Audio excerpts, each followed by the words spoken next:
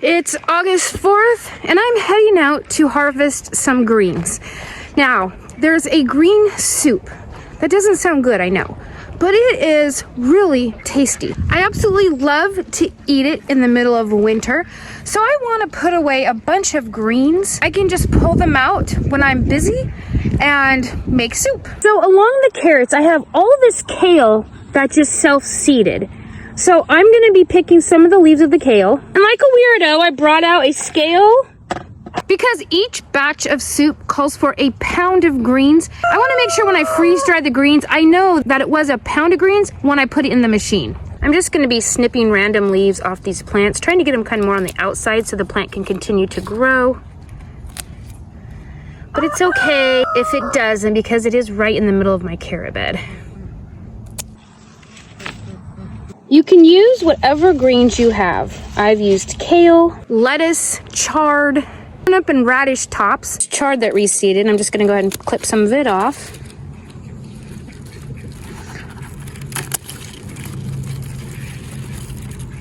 I use the stems as well as the leaf. Okay, almost halfway there. My romaine is bolting, but I just ate some and it'll be fine for the soup. It's not like super hot or anything. It's not sweet and nice like normal, but for the soup it'll be great because the soup, I put a little jalapeno in it, so it's a little spicy, delicious. I'm gonna have you cut this one at the bottom, if you can. Is it too thick? Oh, way too thick. Okay, let me just try to pop it off here. But I would be happy to cut some more of this. Okay. Thank you. I think That little piece you just got? Thank you. I had 7.5 ounces, so I'm gonna need 8.5 more. I'm gonna take this bolted lettuce middle off, so we actually probably need, let's say 3 more ounces. Can you get it? Thank you. I'll be in charge. This soup is blended, so I don't take out the stems and stuff of the kale because you don't even notice it's there once it's all blended up. I use the Vitamix, so it ends up just like a liquid.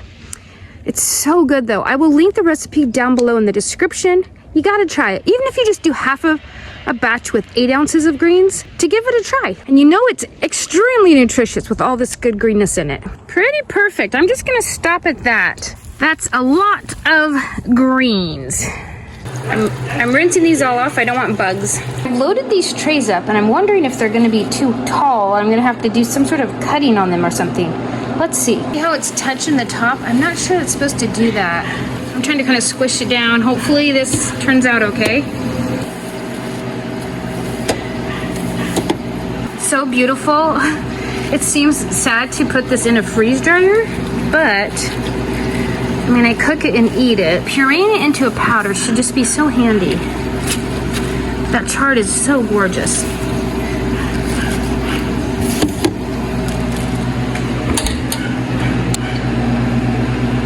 So after these are done, I will update you and let you know how they turned out.